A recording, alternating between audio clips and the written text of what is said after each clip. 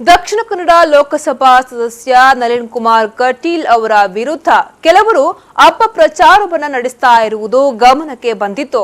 ಇದು ವಿಷಾದನೀಯ ಎಂದು ಬಿಜೆಪಿ ಜಿಲ್ಲಾಧ್ಯಕ್ಷ ಹಾಗೂ ಪುತ್ತೂರು ಶಾಸಕರಾದ ಸಂಜೀವ ಮಠಂತೂರು ಹೇಳಿದರು.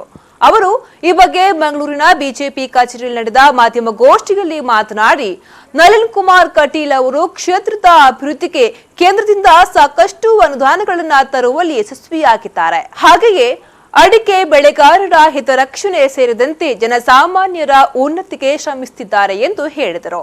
ಆ ಒಂದು ನಾಯಕತ್ವ ಮತ್ತು ಅವರ ಕಾರ್ಯವೈಖರಿ ಕೆಲಸ ಕಾರ್ಯಗಳನ್ನು ಸಹಿಸದಂತ ಕಾಂಗ್ರೆಸ್ ಇವತ್ತು ಬೇರೆ ಬೇರೆ ರೀತಿಯಾಗಿ ಅಪಪ್ರಚಾರ ಮಾಡುವಂಥ ಸಂಗತಿಯನ್ನು ಮಾಡ್ತಾ ಇದೆ.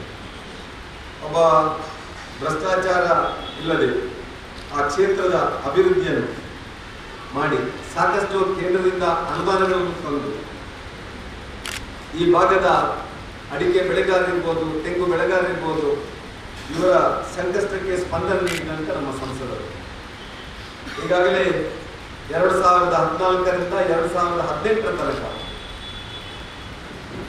ಒಟ್ಟು 27 ಕೇಂದ್ರ ಮಂತ್ರಿಗಳನ್ನು ದಕ್ಷಿಣ ಕನ್ನಡ ಜಿಲ್ಲೆಗೆ ಬರಮಾಡಿ 21 ಯೋಜನೆಗಳನ್ನು ಕಾರ್ಯಕ್ರಮಗಳನ್ನು ಅನುಷ್ಠಾನ ಮಾಡುವ ಸಂಗತಿಯನ್ನು ಮಾಡಿದ್ದಾರೆ.